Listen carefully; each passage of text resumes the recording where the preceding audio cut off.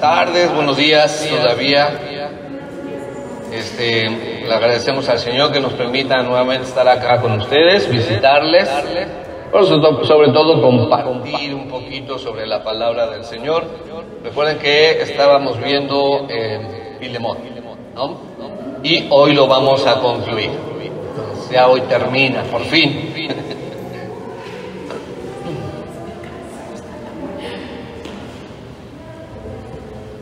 Bien, entonces abran sus Biblias ahí en Filemón. Vamos a ver qué nos sigue enseñando esta gran carta de Pablo y ver qué nos termina de enseñar esta gran carta.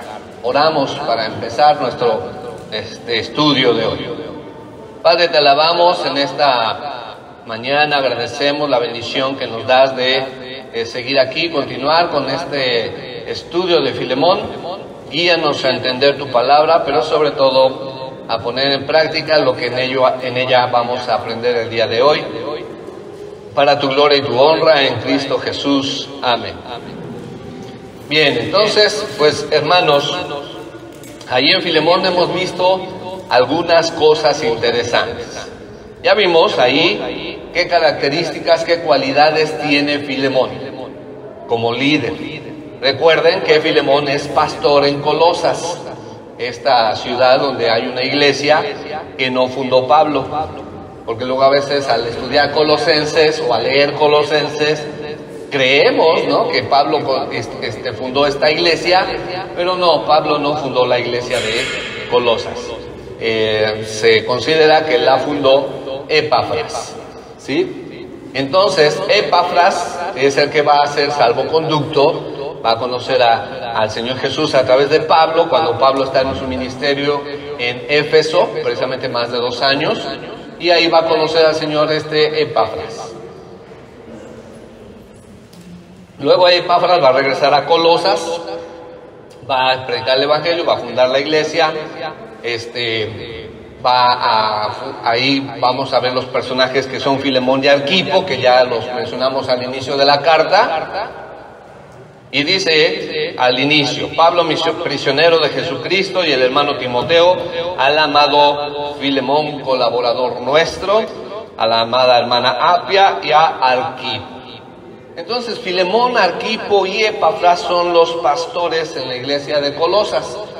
Ahora, hay 3 términos en la Biblia para referirse al liderazgo en la iglesia. Uno es pastores, que es el que hasta nuestros días más usamos. Otro es obispo y otro es anciano. Pero en esta época que se escribe esta carta, de hecho primero y segundo siglos, se va a usar más el de obispo. Entonces, ellos son obispos de la iglesia de Colosas: Epafras, Filemón y Arquipo. Hoy en día nosotros, la iglesia cristiana, no usamos el término de obispo por cuestión cultural religiosa, ¿no? Pero si le decimos a los pastores o a algún pastor obispo, está bien dicho, ¿sí? ¿Por qué no lo usamos el término obispo hoy en día a las iglesias cristianas en general? Porque la iglesia católica, apostólica y romana lo usa con una diferente jerarquía. Pero bíblicamente, anciano, obispo o pastor, los 3 son el mismo nivel bíblicamente. No es uno más que el otro. No es el pastor más que el obispo, o el obispo más que el pastor, o el anciano más que nadie. Los 3 son igual, es el mismo.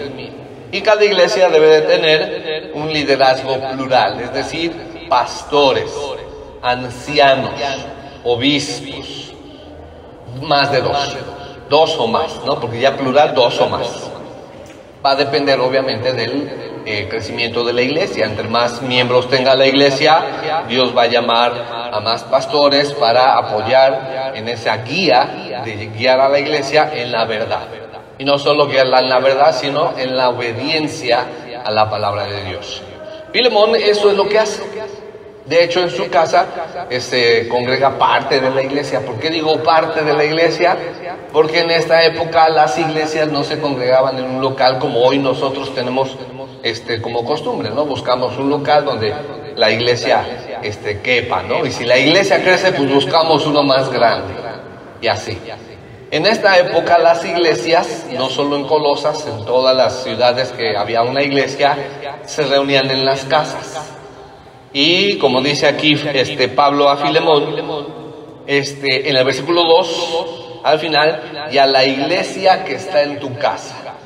Entonces Filemón no solo era líder, pastor, obispo, sino que también en su casa se congregaba, se reunía parte de la iglesia. Pero los tres, como pastores, como obispos, guiaban y supervisaban y discipulaban y exhortaban y animaban a toda la iglesia en esta ciudad de Colosas. Y cuando hablamos de ciudad, no piensen en una ciudad como Pachuca, ¿no? En esa época no existían ciudades tan grandes como esta. Las ciudades para nosotros, nuestro concepto actual, sería un pueblo. Un pueblo. Y no solo un pueblo así, sino una cabecera municipal. Todos conocen, por ejemplo, Peña de Bernal, ¿no? Es muy famosa, turística, pero es un pueblito, es una cabecera. Eso sería una ciudad en aquel entonces. Y ya sería una ciudad grande, Peña de Bernal. Entonces, estamos hablando de una comunidad que se conocen todos. Todo. Lo que pasaba en una casa, todo se enteraba, ¿no? Si alguien se enfermaba, todos se enteraban. Todo el pueblo se enteraba. En Colosas esa no es la excepción, así es como pasan las cosas. Y veíamos que Filemón ama al Señor y ama a la iglesia. ¿Cómo muestra que ama al Señor y ama a la iglesia? Bueno, desea tener comunión con la iglesia, ahí en el 6, para que la participación, la palabra participación, lo vimos en aquella ocasión, la palabra en griego es koinonía o compañerismo. Entonces, Filemón amaba tener compañerismo con la iglesia. Pero no solo amaba tener compañerismo con la iglesia, también vimos que él confortaba los corazones de los hermanos. Ese confortar es animarlos a seguir peleando la buena batalla, como diría Pablo en su segunda carta a Timoteo capítulo 4. Entonces, aquí Filemón está mostrando características, cualidades que Pablo está resaltando, porque nos va a mostrar a través de la carta que no solo es un obispo más, sino un obispo que ama al Señor y que está entregado a la iglesia, al servicio de la iglesia. Luego vimos el asunto, el corazón de la carta. ¿Cuál es el corazón de la carta? El asunto con Onésimo, y ahí sale a relucir el problema, ¿no? ¿Cuál es el problema por el cual Pablo va a escribir esta carta? Onésimo, ¿no? ¿Qué pasó con Onésimo? Es esclavo de Filemón. Vimos la vez pasada que seguramente le robó dinero.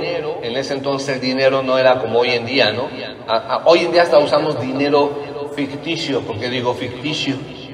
Porque usamos la tarjetita, y bueno, ahora ya ni la tarjetita, ¿no? Código QR o el Bluetooth y no sé qué tal, ¿no? Entonces, en ese entonces el dinero eran en monedas, eran en especie como joyas u objetos de valor. Cualquier objeto que pudiera intercambiarse, que era la forma de comerciar en aquel entonces. No solo se negociaba como hoy en día nosotros, vamos, ¿cuánto cuesta esta pieza? No, pues 20, aquí están los 20. No, en aquel entonces sí le daban un valor, pero todo el valor iba en cuestión de los objetos que se intercambiaban principalmente. Y también las monedas del Imperio Romano. Estamos hablando que Colosas está bajo el Imperio Romano. Roma ya creció, es una gran superpotencia, y toda esta parte de Asia le pertenece al Imperio Romano. Entonces vimos que Onésimo, Pablo le dice, al cual engendré, por eso dice en el 10, te ruego por mi hijo Onésimo, a quien engendré en mis prisiones.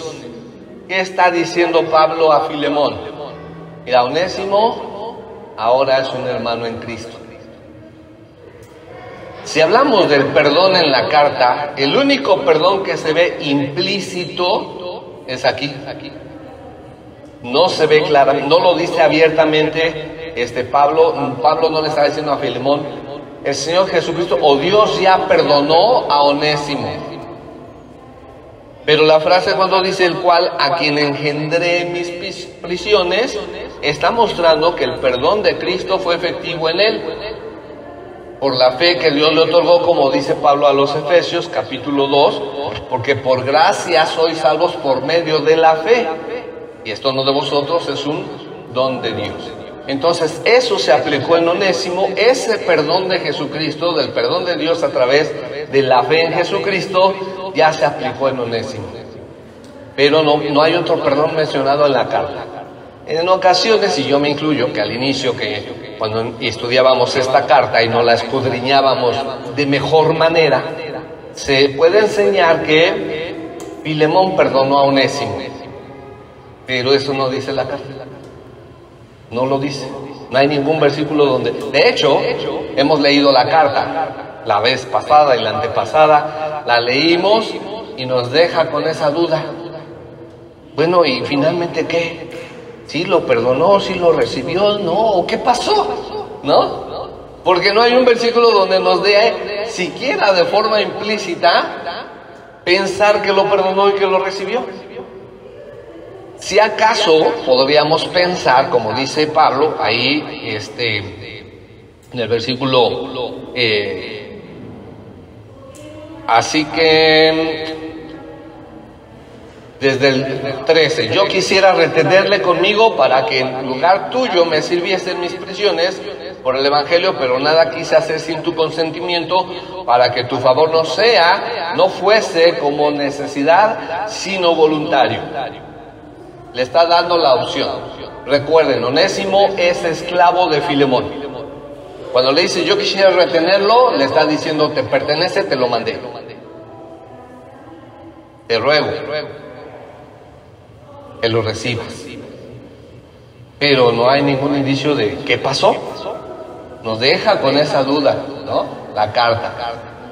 ¿Por qué nos deja con la duda la carta de si lo recibió o no lo recibió? Porque el corazón de la carta es el asunto de la transformación. Un creyente genuino es transformada su vida. Empecemos por Filemón.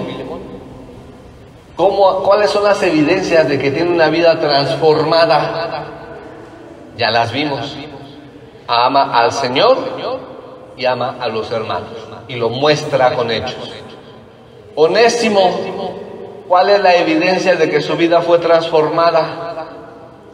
Dice en el 11, el cual en otro tiempo te fue inútil, pero ahora a ti y a mí nos es útil. Y la clase pasada, bueno, la predicación pasada vimos que Onésimo de inútil a útil, una transformación.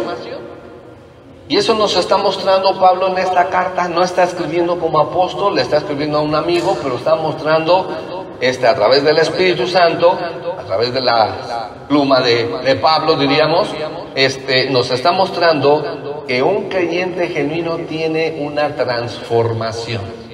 Ahora, ojo con esto, no somos perfectos. Seguimos pecando, seguimos luchando y batallando con el pecado. ¿Cuál es la diferencia entonces? Que antes de Cristo éramos esclavos del pecado y nos deleitábamos en nuestro pecado cualquiera que fuera y no nos preocupaba, porque pensábamos que nos podríamos ganar la salvación por obras. Entonces hacíamos más obras para que al final la balanza fuera a nuestro favor. Pero eso no es bíblico. Entonces Onésimo pasó de ser inútil a útil por la obra de Dios en él. Filemón, Pablo mismo y todos los héroes de la fe mencionados en Hebreos 11 y todos los hombres y mujeres de Dios mencionados en toda la Biblia seguían pecando. Tú y yo seguimos pecando. ¿Cuál es la diferencia? El Espíritu Santo. El Espíritu Santo, que nos redarguye, ¿para qué? Para arrepentirnos y seguir en ese cambio. A veces cuesta más trabajo en otros, dependiendo cómo es nuestra naturaleza, nuestras debilidades. Algunas cosas son fáciles de que las dejemos, otras nos cuestan más trabajo, y otra que me cuesta a mí mucho trabajo, a alguien no le cuesta trabajo. Somos diferentes todos. Pero la evidencia en la palabra de Dios, si hablamos del perdón, es que el perdón efectivo en una persona trae transformación. Por eso decimos de inútil a útil.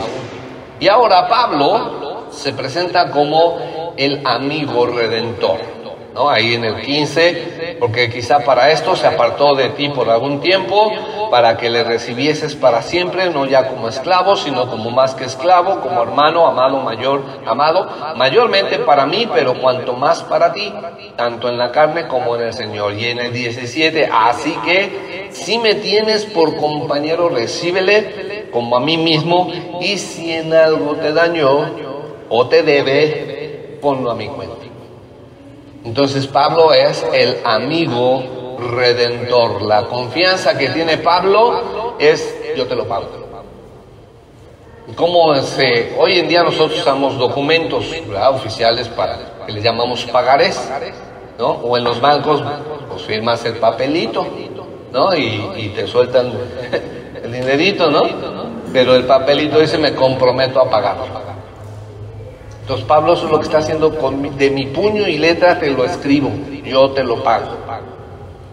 Si en algo te daño o te debe, yo te lo pago. Y luego en el versículo 19 entonces vemos que ahora Pablo tiene tanta confianza con Filemón que ahora va a ponerse en un punto de conforta mi corazón. Como dice en el 19, yo Pablo lo escribo de mi mano, yo lo pagaré, por no decirte que aún tú mismo te me debes también. Si, hermano, tenga yo algún provecho de ti en el Señor, conforta mi corazón en el Señor.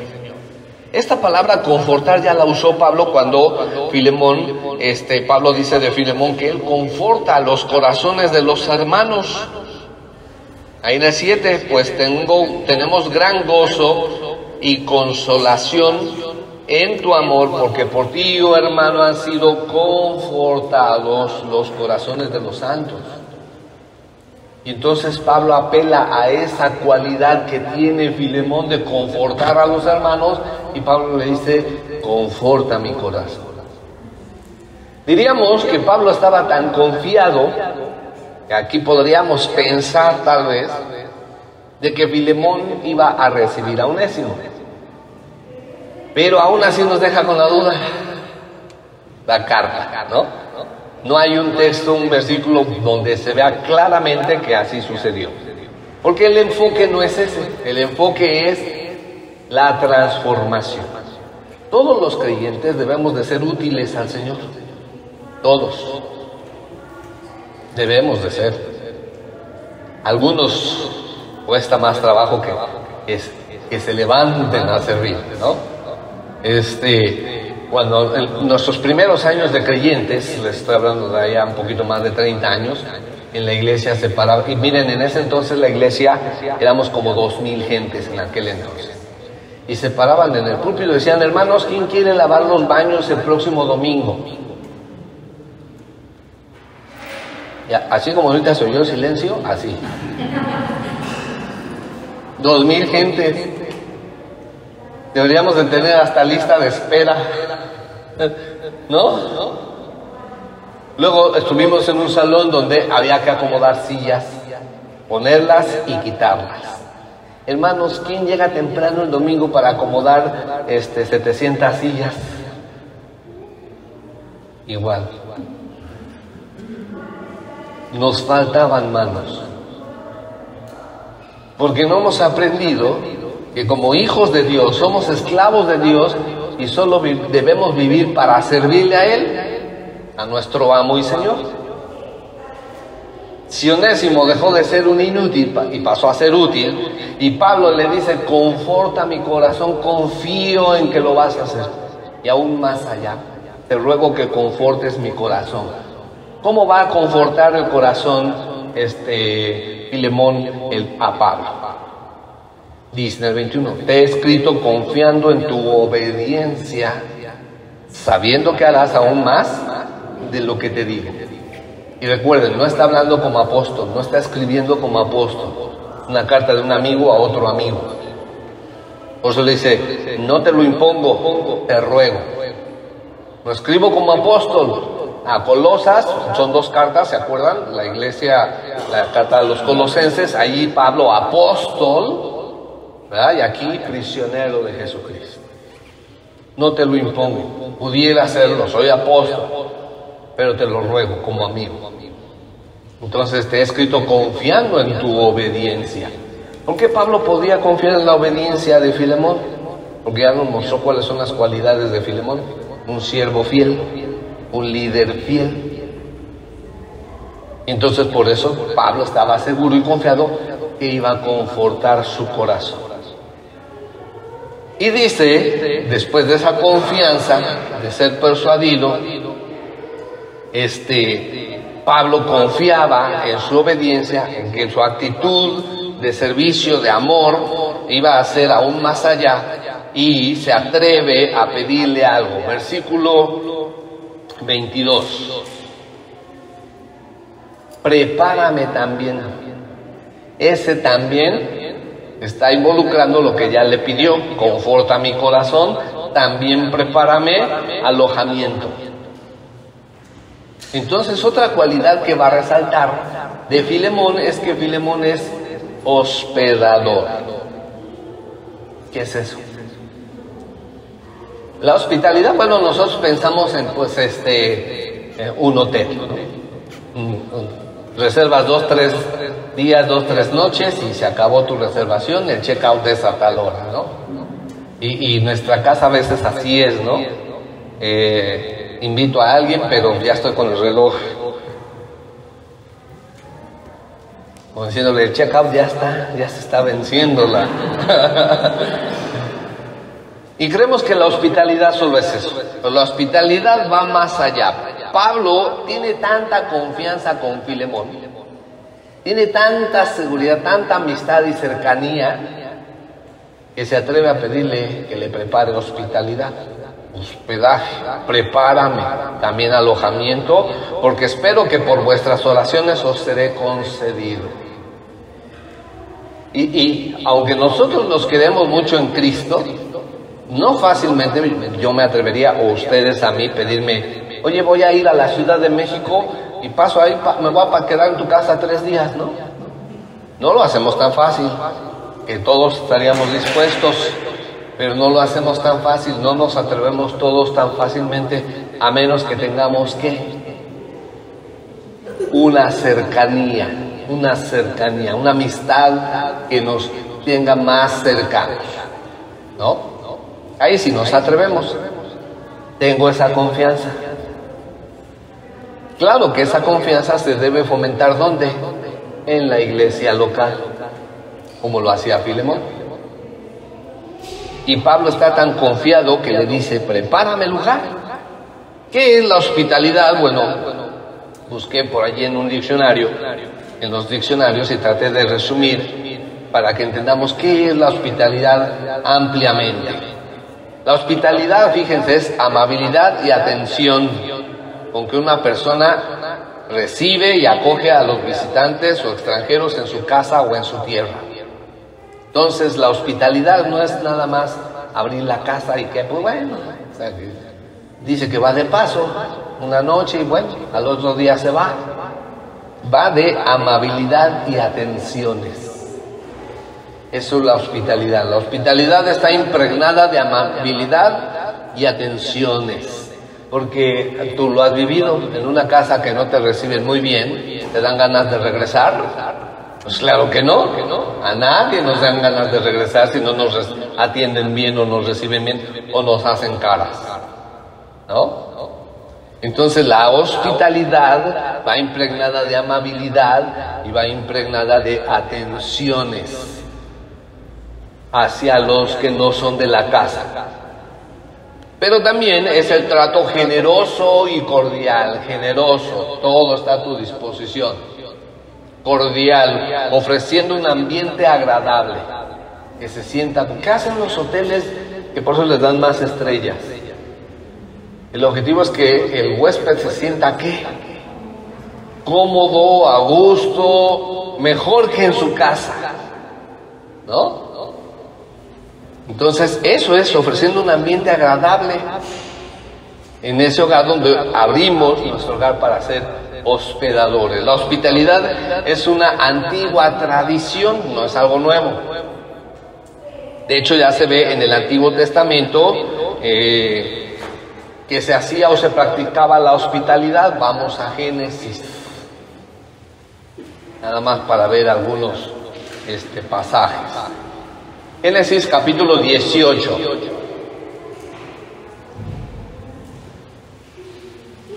No voy a leer todo el capítulo, pero todo el capítulo, ya que veamos un poquito, van a ver de qué se trata, ¿no? Ahí en Génesis capítulo 18.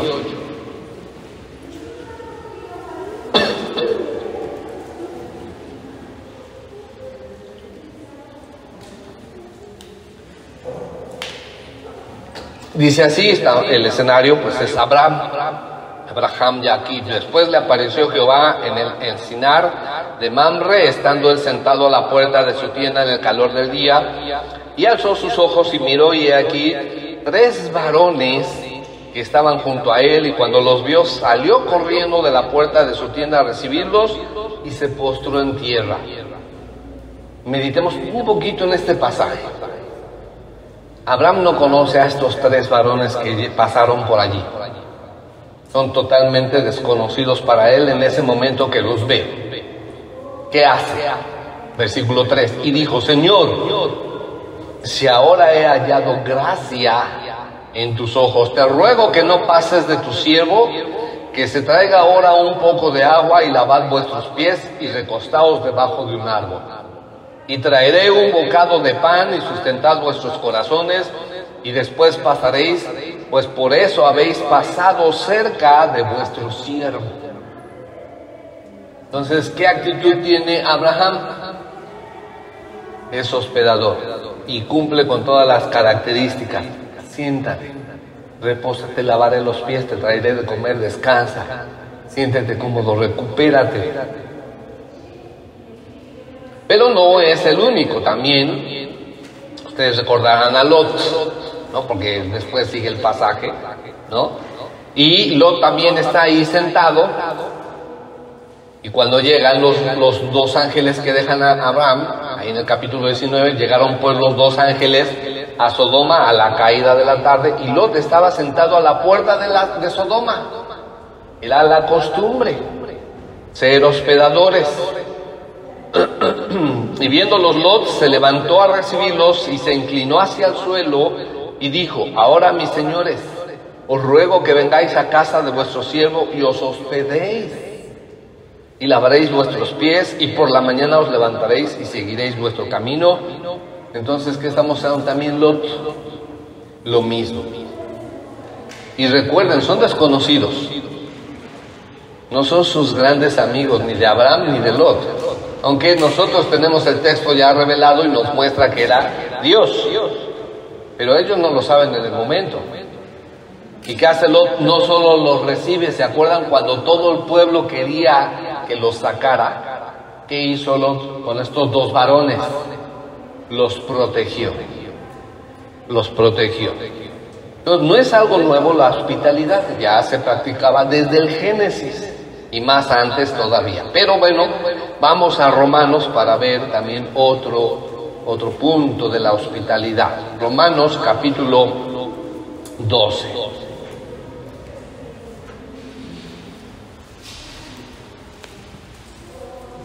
¿Qué dice de la hospitalidad de este pasaje? Romanos 12, versículo 11 en adelante. En lo que requiere, bueno, del 10 para verlo en su contexto: amaos los unos a los otros con amor fraternal, en cuanto a honra, prefiriéndoos los unos a los otros. En lo que requiere diligencia, no perezosos, fervientes en espíritu, sirviendo al Señor, gozosos en la esperanza, sufridos en las tribulaciones, constantes en la oración, compartiendo para las necesidades de los santos, participando la hospitalidad, practicando la hospitalidad. Entonces, la hospitalidad, ser hospedadores, según Pablo en Romanos, no es si quiero, porque dice practicando la hospitalidad. Debe de ser una cualidad en todo creyente. Todo creyente debemos de ser hospedadores para los hermanos. Nuestra casa debe de estar abierta para los hermanos. Bueno, a menos que no estemos, pues ni modo, llegan, tocan, está cerrado, no hay nada. Pero debemos de ser hospedadores con nuestros hermanos en la fe. Y ahorita que es una iglesia chiquita es más fácil. Digo más fácil porque se pueden invitar unos a otros, conocer, ¿verdad? Ser amables, teniendo ese ferviente amor, como dice aquí, ¿no?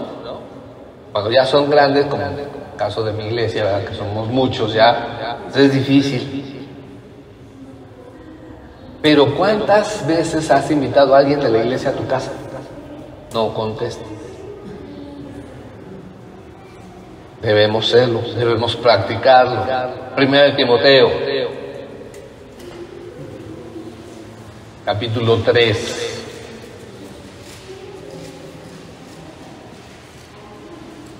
Y ustedes conocen aquí, es Primera de Timoteo 3, está hablando de los requisitos para el obispo. Por eso dice en el 1, palabra fiel. Si alguno anhela obispado, buena obra desea. Pero para que sea obispo tiene que cumplir requisitos. ¿Cuáles son los requisitos? Pero es necesario que el obispo sea irreprensible, marido de una sola mujer, sobrio, prudente, decoroso. ¿Y qué dice ahí? Hospedador, apto para enseñar, etcétera, etcétera. Entonces los líderes con mayor responsabilidad debemos de ser hospedadores. No es posible, hablo de allá de la Ciudad de México, que un pastor, la iglesia no sepa, bueno, sabe dónde vive porque sabe la dirección, pero no conocen su casa porque no ha invitado a nadie. Pero si va a dar consejería, lo cita en un restaurante, que es su oficina. O en otro lado, o voy a tu casa, pero no abres tu casa para la iglesia. ¿No está haciendo qué? Hospedador.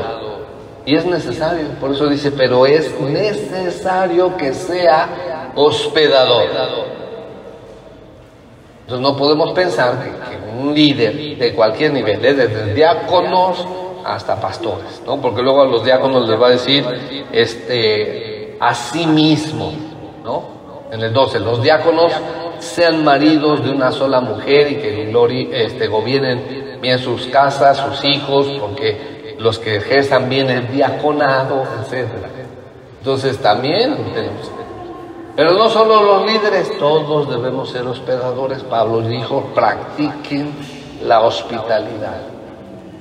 Filemón practicaba la hospitalidad, que por eso en su casa se reunía parte de la iglesia. Recuerden que eran en casas. Entonces parte de la iglesia se reúne en su casa está abierta. Y no me imagino al Filemón ahí en su puerta atrás, horario de servicio, ¿no?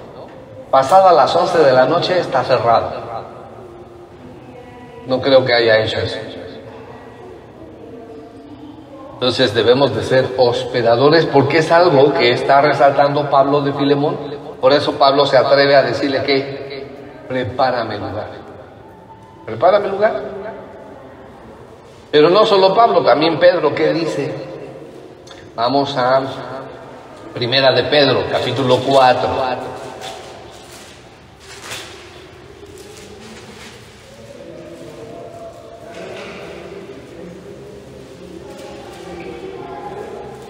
Primera de Pedro 4:8 dice, y ante todo, tened entre vosotros ferviente amor, porque el amor cubrirá multitud de pecados. Hospedaos los unos a los otros sin murmuraciones. Y ahí ya no es opción. Pedro lo escribe como verbo. Ya no es opción, ya es un qué, un mandato. Ya es un mandamiento, hospedaos los unos a los otros. Pablo en Romanos dijo, practiquen la hospitalidad. Pero ya Dios a través de Pedro dice, es un mandato.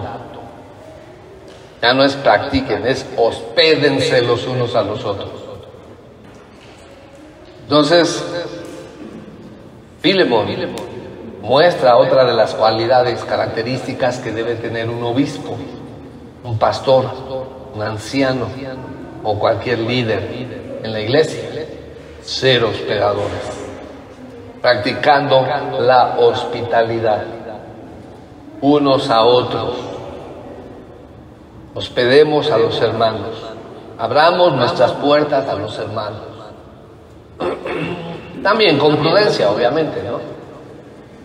Yo no me atrevería a tocarle a las 2, 3 de la mañana a cualquier hermano, aunque sé que me amara mucho y lo va a hacer, ¿no? Pero si a las 2, 3 de la mañana tengo una necesidad, es algo tal vez urgente, una emergencia, pues voy con los líderes, porque son los que tienen sabiduría para guiarme, orientarme, ayudarme, etcétera, ¿no? Entonces, los líderes debemos de ser hospedadores, practicar, ejercer la hospitalidad en la iglesia. Y finalmente, Pablo va a terminar su carta dando ahí algunos saludos.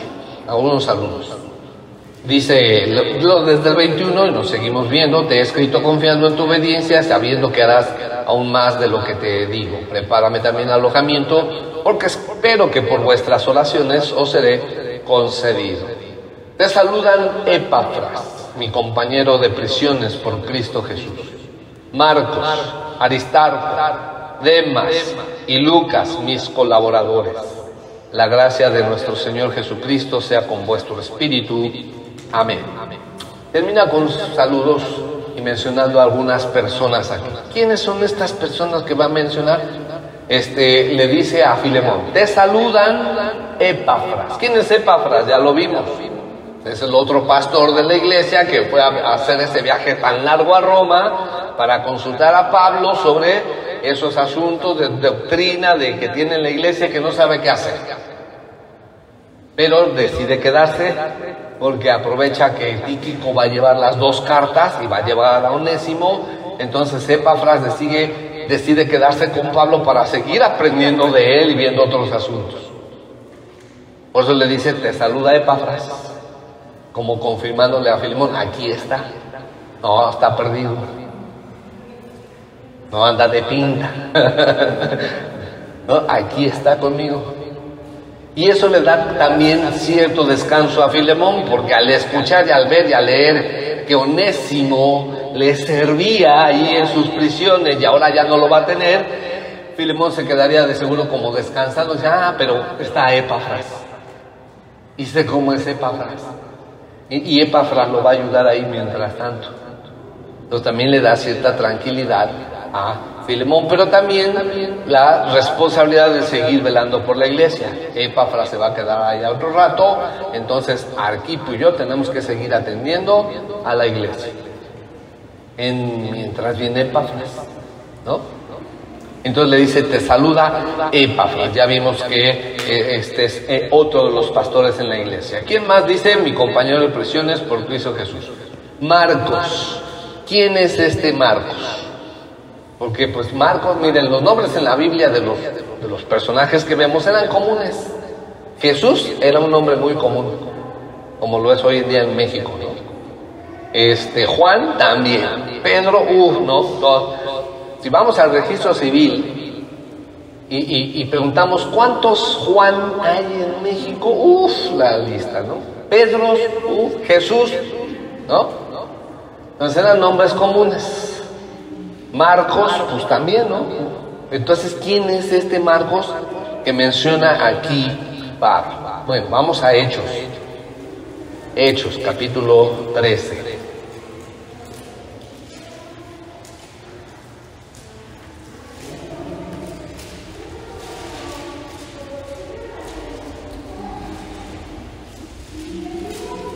Ahí,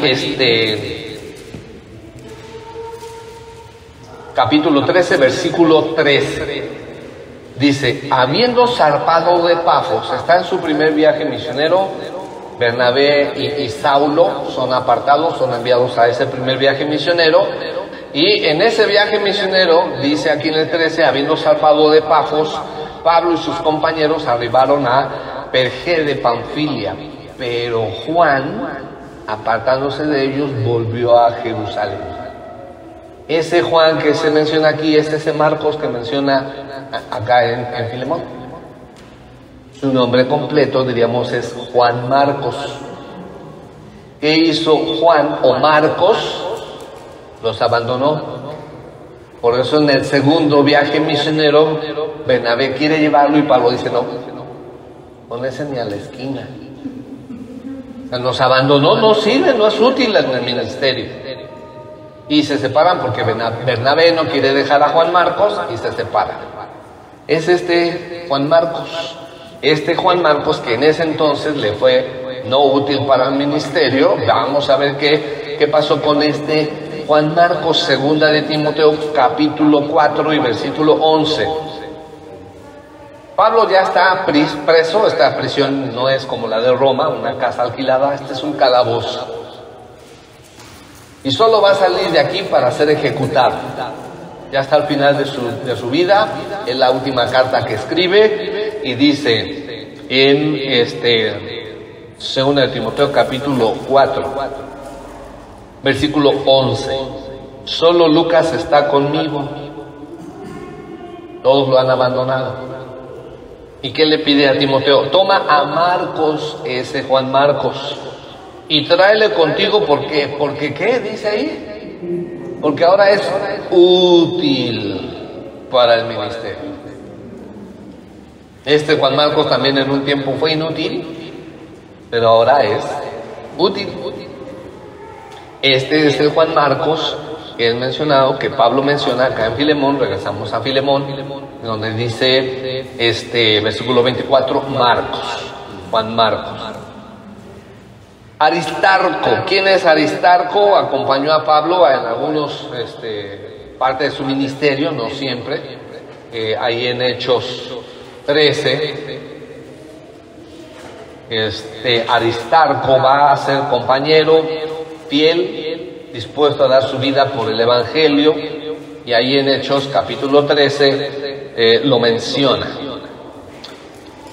Dice, ya lo habíamos leído, pero leámoslo, 13:13. Habiendo zarpado de Pafos, Pablo y sus compañeros arribaron a Perge de Panfilia, pero Juan, apartándose de ellos, volvió a Jerusalén. Ellos, pasando de Perge, llegaron a Antioquía y Pisidia, y entraron en la sinagoga un día de reposo y se sentaron. Y en el 19, está en esos viajes misioneros, no lo menciona ahí directamente, pero ahí anda Aristarco, capítulo 19, versículo 29, dice, desde el 28, cuando oyeron estas cosas, se llenaron de ira y gritaron diciendo, grande es Diana de los Efesios. Entonces viene ese viaje misionero de Perge hasta llega a Éfeso. ¿Y qué pasa en Éfeso? Hay una revuelta ahí contra Pablo y su equipo. Entonces, cuando oyeron estas cosas, se llenaron de ira y gritaron diciendo, grande es Diana de los Efesios. Y la ciudad se llenó de confusión, y a unas se lanzaron al teatro, arrebatando a Gallo y a Aristarco, macedonios, compañeros de Pablo. Entonces los arrebataron. ¿Qué quiere decir esto? Los maltrataron y los llevan a prisión. Es Aristarco que menciona acá en Filemón. Demas es un personaje interesante, y no sabemos más de estos personajes, ¿no? De Aristarco, solo lo que se menciona ahí en sus viajes misioneros, y de Demas fue parte del equipo, pero Demas, en segunda de Timoteo, ¿qué va a hacer? Segunda de Timoteo 4, ahí al final de su vida, en el 9, procura venir pronto a verme, porque en el 10, segunda de Timoteo 4:10, porque Demas me ha desamparado amando este mundo, y se ha ido a Tesalónica, Crescente fue a Galacia y Tito a Dalmacia. Entonces Demas, ¿qué hizo? También lo deja. Fue un compañero un tiempo ahí en el ministerio, pero también lo deja, también lo abandona y se va a Tesalónica. Tesalónica es una ciudad, se fundó una iglesia en 2 semanas, porque Pablo en ese viaje misionero, ahí en Hechos capítulo 17, lo vienen persiguiendo los judíos que lo quieren agarrar para que no siga predicando ese Jesús. Entonces, pues va huyendo, diríamos, llega a Tesalónica, está ahí poco tiempo y vámonos, y se va a llegar hasta Corinto. Pues, Tesalónica está acá, hasta Corinto va a llegar, en esa huida, por así decirlo, ¿no? Entonces tenemos en Filemón algunos personajes que tenemos poca información de ellos, pero que vemos que son colaboradores, ¿no? Y Lucas, que es el más famoso que conocemos nosotros del equipo de Pablo, aparte de Timoteo y Tito. Lucas, médico de profesión, va a ser el único que va a estar hasta el final. Ya lo vimos en 2 de Timoteo 4. Solo Lucas está conmigo. Va a ser ahí. Lucas va a escribir el Evangelio de Lucas y el libro de los Hechos. Él es el autor de esas dos obras. Entonces, Lucas, un fiel siervo de Pablo en el ministerio, hasta el último día de vida de Pablo. De hecho, hay una película que se hace de Pablo y ahí está Lucas, ahí está, pegado a él. ¿Sí?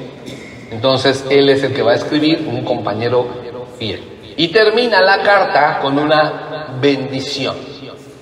Dice en el versículo 25, Filemón 25, la gracia de nuestro Señor Jesucristo sea con vuestro espíritu. Amén. La gracia es una gran bendición, porque la gracia es lo que nos identifica con Dios. Por su gracia somos salvos y por gracia damos lo que tenemos, no buscando sacar provecho o ventaja. Mostramos la gracia cuando somos de bendición para los hermanos, cuando confortamos sus corazones, cuando los animamos, los consolamos, los fortalecemos para que sigan peleando la buena batalla, como lo hacía Filemón. Entonces, la gracia de Dios es una cualidad o una evidencia del amor incondicional que Dios tiene con nosotros y que tenemos ese amor incondicional que podemos dar. Por eso es gracia. Amamos incondicionalmente. Debemos amar incondicionalmente, por gracia. Porque no merecemos nada. No merecemos la salvación. Para empezar, ¿no? Partiendo de ahí, ¿quién se merece la salvación? ¿Quién se la puede ganar? Nadie. ¿Cuánto cuesta la salvación? O si alguien quiere comprarla o ver si le llega al precio, la vida del Hijo de Dios. Entonces, ¿quién puede pagarla? ¿Quién puede ganársela? Nadie. Por gracia nos ha rescatado. Por gracia nos perdonó y nos perdona nuestros pecados. ¿Qué debemos hacer por gracia? Amar y perdonar incondicionalmente como Dios lo hace con nosotros. No esperando a que sea, pero imagínense, si yo espero que mi esposa sea perfecta, pues me quedo esperando. Y si mi esposa está esperando que yo sea perfecto, pues se queda esperando. No somos perfectos. Tenemos errores, cometemos pecados, pero la gracia es la cualidad que debemos mostrar. Es parte de ser o de tener el Espíritu Santo. Es una evidencia que tenemos el Espíritu Santo. Si yo no estoy amando, perdonando de gracia, puedo poner en tela de juicio que soy cristiano o no. Y lo más probable es que no lo sea, porque no estoy practicando la gracia. Por eso dice Pablo, la gracia de nuestro Señor Jesucristo sea con vuestro espíritu. Amén. Entonces, ¿cómo termina su carta Pablo a Filemón? Saludos, bendiciones y un reto. ¿Cuál es el reto que nos deja entonces esta carta? Es un reto grande. Si amamos al Señor o decimos que amamos al Señor, ¿qué tenemos que hacer? amar a los hermanos. ¿Cómo? Incondicionalmente.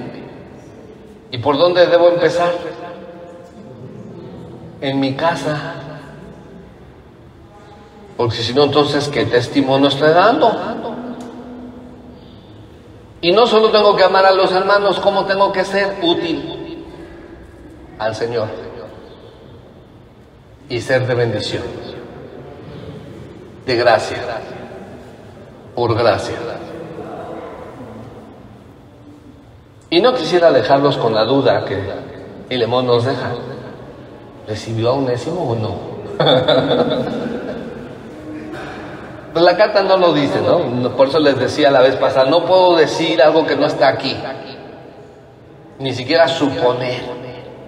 Una de las reglas de interpretación es lo que dice el texto. Entender, interpretar lo que dice el texto. Entonces no dice eso, ese no es el tema. Pero un libro que me encontré, que fue editado en 1829 en España, el autor es Juan Manuel de Inclán Valdés. Hizo esta obra de investigación, teniendo acceso creo que a escritos históricos del primero y segundo siglos, y que este libro está una recopilación de las vidas de San Pedro y San Pablo. Allí dice, les leo lo que dice para que nos quedemos con un buen sabor de boca. Aparte del reto que nos deja Filemón, nos quedemos con ese buen sabor de boca. Y dice este libro: habiendo Filemón recibido por Onésimo la carta de recomendación que le escribió San Pablo, apenas la leyó. Recibió a Onésimo con las mayores demostraciones de benignidad y caridad, cualidades que ella mostraba con quienes, con todos los hermanos de la iglesia, ¿no? Y luego, pasado algún tiempo, volvió a enviarle a Roma para servir al apóstol Pablo. Entonces, estos documentos históricos muestran que después sí lo envió de regreso. Al año siguiente lo envió a Colosas. Onésimo se dedicó después enteramente al ministerio evangélico y algunos le hacen obispo en Berea de Macedonia, pastor. Padeció martirio en Roma en tiempos de Trajano. Entonces sabemos por esos documentos históricos que finalmente Filemón sí recibió a Onésimo y todo esto que hizo. Pero esto es historia. La carta nos deja con el reto. ¿Eres hijo de Dios? ¿Amas al Señor? Ama a los hermanos, principalmente a los que están en tu casa. Muestra la gracia del Señor. Deja de ser inútil y sé un siervo útil al Señor para la gloria de Dios. Y ese es el reto que nos deja a todos. Todo creyente debemos esforzarnos por vivir de esa manera. Oremos. Padre, te alabamos en esta hora, te agradecemos que nos permitas pues abrir esta carta, estudiarla, contemplar estas grandes verdades que nos muestras. El gran reto que nos dejas de seguir el ejemplo de Filemón, de Onésimo. Que seamos siervos útiles. Seamos de bendición para los hermanos, mostrando así que te amamos a ti, todo para tu gloria y tu honra. Seguimos rogando por este lugar, por esta iglesia, que tú la llegues a conformar correctamente, completamente, para tu gloria y tu honra en Cristo Jesús. Amén. Gracias, hermanos, Dios les bendiga. ¿Estamos un anuncio final o algo? Estamos despedidos.